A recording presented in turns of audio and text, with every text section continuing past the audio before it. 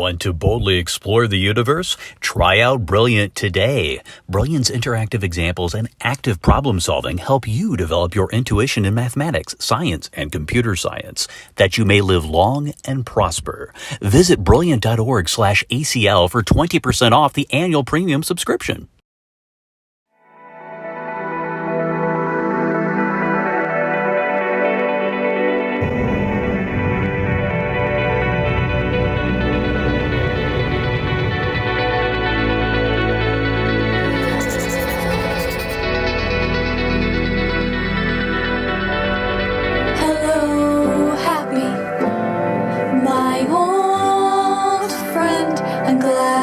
Manifested yourself into a human I can depend on to bring me happy.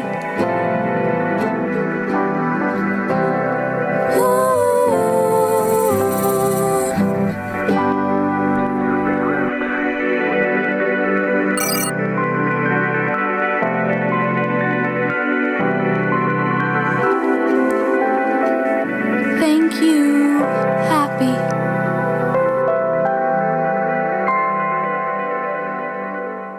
Welcome to A Captain's Log, coming to you weekly as we trek to wondrous worlds with a second contact perspective at the intersection of Trek news and great interviews. This is A Captain's Log. We're in the year 2021. Star Trek had its 55th anniversary. 55 years, wow. So much exploration with such a diverse crew. I love it. 55 years of Star Trek, and every single TV production has at least one android in it as a guest or main character. That's my type of inclusion.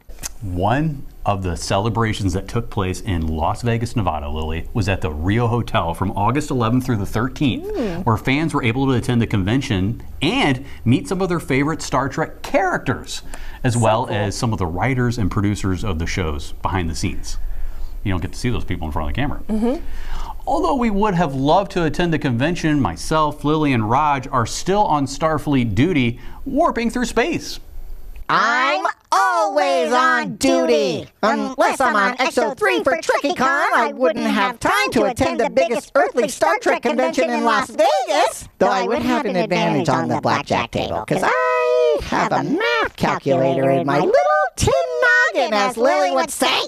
Although you could grant me some shore leave, Ambassador, then I could take a staycation and... Yeah, Raj, androids don't need shore leave. So, Ambassador, I wish we could have gone, but our duty with Starfleet comes first. In other news, if you couldn't make the convention for the 55th anniversary, that's okay. Paramount Plus had a Star Trek streaming day that was hosted by Will Wheaton and Mika Burton. During the stream, they had actors from all of the new Star Trek series giving updates on the show and talking about their work. This included Sir Patrick Stewart from Star Trek Picard. That was a terrible impression. Pretty good at Picard, actually. Lily, did you see the trailer for the 55th anniversary for September 8th on streaming day? Of course. Oh my gosh, it gave me chills. I loved it so much. It gave me a big appreciation for my privileged rank as ambassador here on this show under Starfleet. Yes. But right, I mean, seeing these familiar faces. It was so cool. I loved it too. It gave me goosebumps. Star Trek is on the cusp of breaking new ground in so many parts of the entertainment galaxy. Star Trek recently broke the 800 episode milestone, piling on to its one-of-a-kind American record of TV franchise episodes with the Lower Decks episode, We'll Always Have Tom Paris. Viewers, it would take you literally years to watch all of these episodes. Literally. So get started and do it. Schmont. I think that means hurry up in Klingon, I believe. It does. You never cease to amaze me with your Star Trek knowledge, Lily. Oh. In other news, though, Star Trek Strange New Worlds was just announced. Information on the show has been under wraps, but Lily was able to find some things that we would like to share with you. Lily? Yes. Star Trek Strange New Worlds started production in Canada up north in Toronto earlier this March. They wrapped a bulk of their filming in July 2021 and set a release date for the show in early 2022. Can't wait. Just a few months from now. The USS Enterprise in the show will be led by Captain Christopher Pike, science Science Officer Spock and First Officer Number 1. And one interesting fact about the show is that it's supposed to take place a decade before Captain Kirk ever took command of the Enterprise. So cool. That is cool. I get friends asking me about that too. When does this take place? It's always that question. So now you know. We had a taste of Strange New Worlds and in Discovery, but Lili, have you seen the trailer that was just released on Star Trek Day? I can't wait to see Pike, Number 1, and Spock in action. Now, the special effects and bridge design add a modern but kind of a classic approach, so it's not completely familiar, but it was cool. It's a little more modern. But yeah, the original series Star Trek fans, this is your show and a return to that classic era. There's always more news in the Star Trek world, and we love to share it with our fans, don't we? Yes, we do, Lili, absolutely. The leader of Star Trek in its current Paramount Plus thriving state says this about Strange New Worlds, quote, "We're getting to do standalone episodes. There will be emotional serialization. There will be two-parters. There will be large plot arcs. But it really is back to the model of Alien of the Week, Planet of the Week." Raj, in other news, Star Trek Lower Decks is already halfway through their season. In April 2021, Paramount Plus ordered 10 more episodes for a season 3. Yes. Keep it coming, more episodes. Now, after Star Trek Lower Decks season ends, it will be followed by the series premiere of Star Trek Prodigy in fall of 2021 on Paramount Plus. It's actually right before Halloween on Nickelodeon. Yeah, and so if your child or teen is not into Star Trek yet, this show will definitely be the one that'll get them interested. Sure. But also, Bass, in Star Trek Prodigy news, we won't give away the whole story right away, but we can tell you 3 guest characters will be a part of Nickelodeon's new series. Let me tell you about the first one. He is familiar and has been known for some time. Billy Campbell, the actor who was almost Riker, but most viewers know him as Disney's The Rocketeer, will reprise his role as Fabian O'Connor, first seen in the Star Trek The Next Generation episode, The Outrageous O'Connor. O'Connor is a rogue freighter captain. Will he still be in Star Trek Prodigy? Well, we'll have to see, Raj. The next guest character is actor John Noble, known for his work as Denethor in the Lord of the Rings trilogy. Noble will play the Diviner, a ruthless tyrant who controls the asteroid of Tars Lamora, shrouded in mystery. We do know that he's the creator of the Prodigy lead character, Gwyn. I love your energy towards this. You can't wait to see this character. And the third new guest in Star Trek Prodigy television is a mainstay to television. Jimmy Simpson, known from the TV series Westworld, will play a spider-like character named Dreadnought. Now, the Diviner's deadly robotic enforcer is Dreadnought, who is truly heartless and said to be cold. Yes, and now, Gowron, son of Morel, defeater of Duras, chancellor of the Klingon High Council, baseball coach, father, award-winning director, and well-rounded actor appearing in a variety of roles in 3 different Star Trek series: Fantasy Island, The Incredible Hulk, In the Heat of the Night, Dr. Quinn, Medicine Woman, 82 IMDb actor credits. We are honored to be joined by the one, the only, Robert O'Reilly. Welcome to A Captain's Log. Well, kapla to all. Robert, before you discuss your amazing career performance in front of the camera, let's talk about life as a father. Like me, you have 3 kids, but you have triplets, so it's a little bit more unique for most of us to be able to relate to that. Tell us about your experience as a father and the side of your life, present and past, living the Hollywood dream, going to the studio, coming back to the studio, doing life as a family man outside the studio. How did it all balance out? What happened was I had them. I didn't have them. My wife had them. I tried to claim, but she did all the work. Well, I did a little work, but let me go back just for a second. It was like when you say triplets, it was like people would constantly say to me when they saw them, they'd say in amazement, "Those are the first time I've ever seen triplets," and I'd always say, "Me too." I had them later on in life, so there wasn't a lot of mixing and mashing. Probably because when they were first born, they were they were preemies, and so I had to stop working for about. It turned out to be about 6 months. My wife and I, she didn't work, and I didn't work for about 3 months. And then I continued because she had to go back to work, and we couldn't. Those 3 months, we wouldn't. Nobody could get in the house.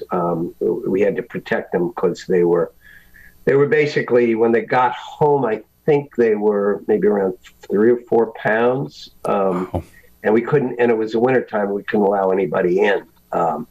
So we couldn't have anybody there for a little while, and then I took over a lot of the major work at that point. But then we had help, and we brought the help in, and I continued to work. And one of the jobs that I did do a little bit later, because it was still difficult the first 2 years, was Dr. Quinn, medicine woman. I actually brought them to the set one day. I had a very heavy schedule I think it was the first 2 or 3 days, and then I had no schedule for a couple of days, and then I had really light schedule for the last 2 days. So I brought them all to the set one day. Kind of knew they would never remember it. I had a gunfight with Willie Nelson. A lot of people don't know, but my favorite thing to do was not do aliens. My favorite thing to do was do westerns, and that was the very last western I ever did. And I'd done about maybe 7 or 8 westerns, but how to end a career with Willie Nelson gunfight, you can't get any better than that. That's what it's all about. You were born in New York City, so I assume Broadway was a goal of yours, being young in the Empire State. Was it really theater there that got you started with acting, or more when you came out here to Southern California and got the acting bug? Tell us about your early days in acting, and if you were always playing aggressive characters like we've seen you play in Star Trek. There's a couple of questions there. Yes, I've always been aggressive, mainly because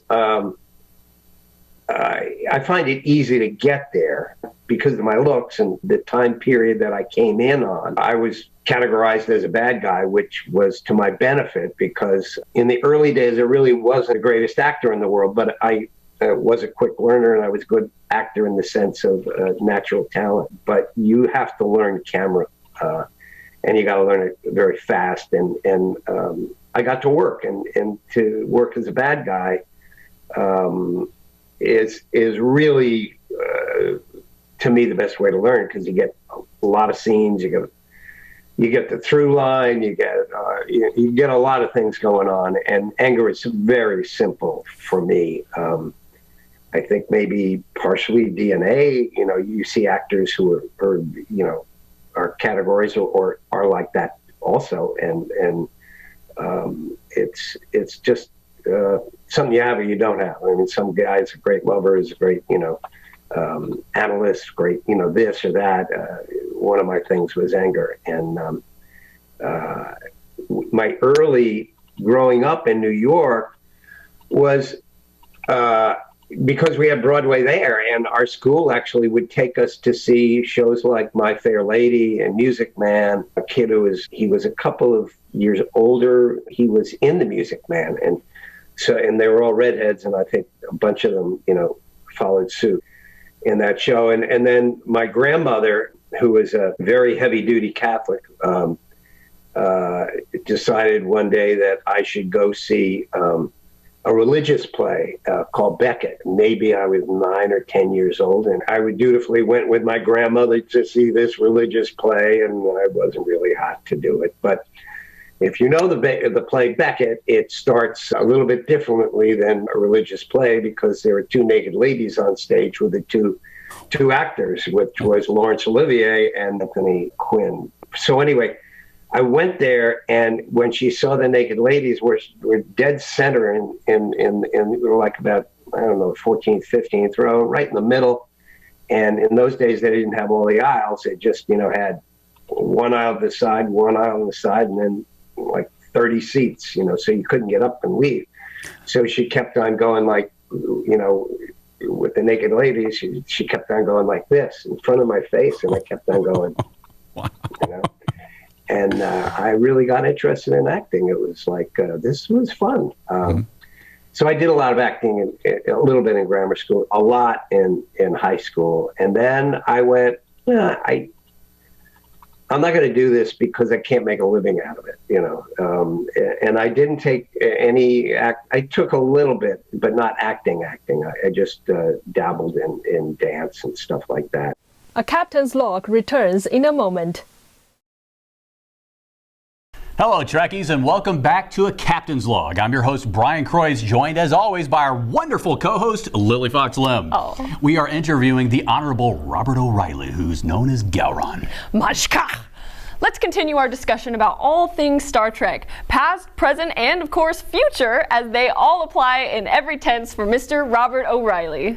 Those Star Trek fans, of course, know you best from your many roles in our universe, especially as Gowron. It's often overlooked that your first Star Trek role actually came in the late second season of Next Gen, where you play a holodeck character fondly referred to as Scarface. Can you tell us about this season 2 appearance in 1989 on Next Generation and your audition at Paramount? Junie Lowry was casting director, and she knew me, and she also did another show over at 20th that was sort of an offshoot. It wasn't an offshoot, but the same producers, Hill Street Blues. And she brought me in, and it was a gangster, which, I was ripe for. I was very thin and lean and mean and steely blue eyes, and it was perfect for me. And I sort of underplayed it, which I thought was correct for a gangster, and got the role, and they were very happy to have me, and I was very happy to be on Star Trek because I'm an original fan of Star Trek, the original show, and never missed and never had a date on Friday night because that's when it played in Ohio, and I just love the show, and now I got to be on Star Trek, in this not very large role, but it was fine, I went to the show and we were doing it, and they had signed me for the week, so it wasn't a matter of that. But all of a sudden, it was like my role was cut down to the nubs. I went, what's going on? I didn't find out till later, much later, like 10 years later, talking to some people, that one of the actors had gotten very angry and was not allowed back on the Paramount lot because he got so angry. Wow. And I could tell you the whole story, but I won't. But I didn't know that for years. And I thought, well, what did I do wrong?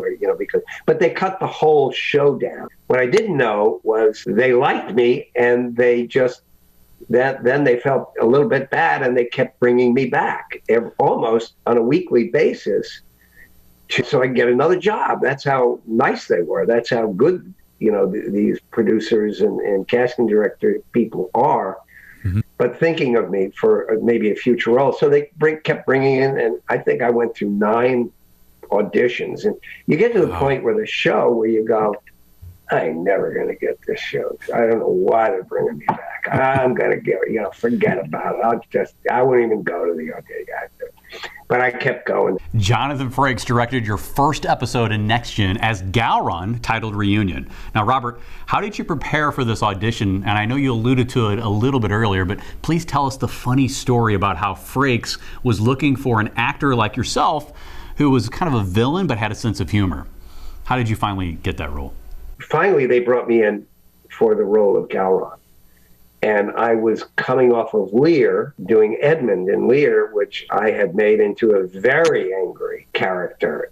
And I just immediately hit on how similar Gowron was. The exact same thing. It says in the script, he's an outsider. He is not wanted by the Klingon Empire, but he has to be, dealt with on a very high level. And they never explained why. You will die slowly. Duras. You have already proved you haven't the courage to face me. Perhaps you should plant another bomb. But I just went, well, he's probably an illegitimate son too, So I just kept on putting in all these things, and when I got there, they said he's a very Machiavellian, analytical kind of guy, and which is like kind of the opposite of what I do. And I went, okay, I'll do it that way. And I did it that way, and they looked at me after I read that, and they were all like, they're all sound asleep, except for Jonathan Frakes, who was directing it. And he said, Bob, could you, in this next scene, could you just go like all out Klingon, just go as far as Klingon as you can go. And I went, okay, no problem. So I turned around, and then I immediately went into, ooh, sound guy, sorry, sorry. Oh. I apologize to the sound department. Yeah. Camera should have been on them. Right. And I went further nuts. I went absolutely apoplectic, and they peeled Berman off the ceiling. After that. Mashka. Kidding. Okay. But and I knew I was close. They didn't have me read anymore. But and then I found out I got it. In the years after your illustrious Gowron days on Deep Space Nine, you've worked extensively in video games and voiceover, which includes at least 3 Star Trek video games from the 1990s, playing Gowron the Klingon and Kvak. Is that how you pronounce it? Well, the video games are great because, you can play them, and, my kids have been involved in somewhat in playing with them and seeing, and it's a way for us to, keep going, and they're really good writers, and I've enjoyed it. There's one right out now. You can go online and find it. But, being with JG through the years, JG's also quite a director. He's very creative. So we've done everything from, if I can show this, I don't know if the camera will pick it up, but this is our Klingon rap band. We had a Klingon rap band, and we've been kind of going to conventions and not being just signing autographs. We do that, and we enjoy doing that and talking with fans, but we really like to do a lot of other things. And we a lot of us Star Trek actors want to still be performers and be on stage and do stuff. A Captain's Log returns in a moment. Let's continue our discussion about all things Star Trek, past, present, and of course future, as they apply in all tenses for Mr. Robert O'Reilly. Now, if the opportunity to play Gowron in the Mirror Universe were to present itself, where he is still alive, Bob, would you put yourself back in the character's warrior's shoes for another spin? I'd have to see the script. I'd have to, know. I would probably do it because there's a part of me that knows that the fans probably would like it, and I would, I put certain, temperature requirements, and air conditioning requirements on it at my age. Yeah. And hours, because we used to film 12, 16 hours a day, and I just couldn't do that in that kind of uniforms anymore. But beyond that, I think in my estimation, I would do it and enjoy doing it because, I think the fans would like it too. I just remember Charlie Cooper, the previous leader of the Klingon Empire. To me, he was an old guy. He was having fun, playing a Klingon, and I'd like to do it too. Yes, it was Charles Cooper who played Kempek. Yeah, Kempek, and he was a huge hero in World War II. He went in on the Hawk in D-Day. I know to some extent how being on a stage and under the lights in makeup can be a physical and even mental challenge as an actor. So, Robert, wearing and acting in the Klingon costume made of leather and other metallic items couldn't have been comfortable. I mean, I heard you would lose 8 to 11 pounds of perspiration per day on set. Can you tell us about that and the makeup that you had to have applied on all of these long shoot days? The shoe size was 13, which apparently was made because Worf had size 12 or 13 shoes, and all the shoes were his size. Why they did that, I have no idea. But my shoe size was 9, so I was floating in them, as many of the other Klingons were. So we had a balance problem, shoe problems, seeing problems sometimes. We couldn't see very well. But you fought the makeup and you lost. Robert, thank you so much for joining us here on A Captain's Log. I really enjoyed spending time with you and hearing about your wonderful career and your family. Yes, it was so fascinating getting to hear your stories. Thank you so much, Robert. I'm glad I could be here. The alternative is not to be here. So, and to all of you, kapla. Trekkies, thank you for joining us here on A Captain's Log. We'll return to your quadrant with news and interviews soon. Yes, keep checking our Instagram page for updates and look out for our return with new episodes. Hello, happy, my old friend. I'm glad you've manifested yourself into a human I can depend on to bring me happy.